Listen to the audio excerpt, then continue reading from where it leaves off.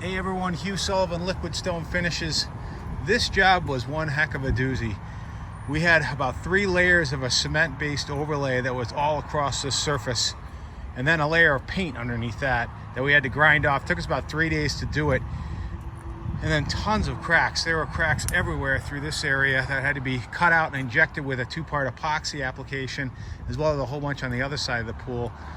What we applied on this job is called Elastideck. The reason why we did this is this application can stand the resistance of cracks coming back. So what you'll see is that over time, especially with a cement-based overlay, with the freeze and thaw cycles and the heating and cooling, cracks could come back even though we're injecting with epoxy, but this can stand it. It's a rubberized application that we broadcast these chips into. These chips are actually called Tuxedo, and then we encapsulate with a polyaspartic. This is a maintenance-free application. You'll have this for years and years to come.